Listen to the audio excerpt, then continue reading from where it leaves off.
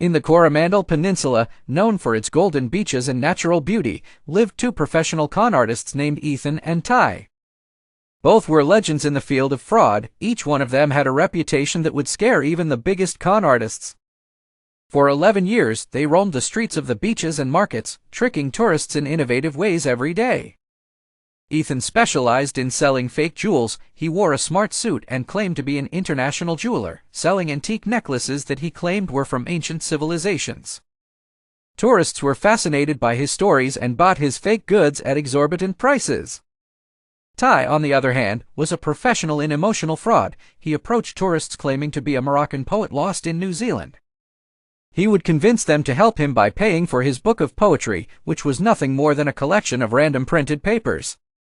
One day, Ty decided to try his new plan on the strange jeweler he heard about in the market, while Ethan was looking for an innocent poet to lure into buying some jewelry.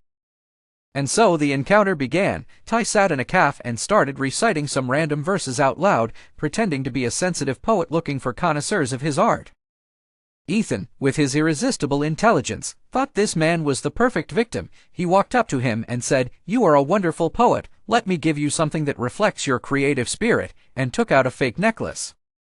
Ty, who smelled the scam from the first kilometer, smiled and responded, "What a wonderful jewel, but it would look even better with a poem dedicated to it. I would like to give you my first book." Ethan, who knew he was about to snatch a deal, decided that he should show his generosity, replying, "It's a deal. I'll give you this necklace and you give me your book." When they both returned to their hideouts, Ethan began reading the book and discovered that it contained pages of poems that Ty had stolen from the internet, while Ty polished the necklace only to find that it was nothing more than cheap painted plastic. They both realized at the same moment, "I tried to con another con man." They met the next day, each with a wry smile. Ty admitted, "You're a pro, I'll admit it, but it's better to work together than to try to con each other."